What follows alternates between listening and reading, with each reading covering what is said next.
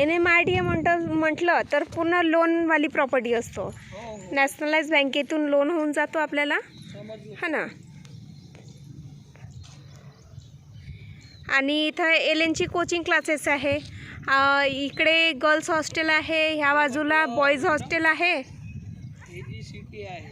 हो हो, नाही ते दुसरा प्रोजेक्ट आहे सर. हो, ग्रीन सिटी आहे, रोज गार्डन आहे, हिबिस्कस गार्डन आहे.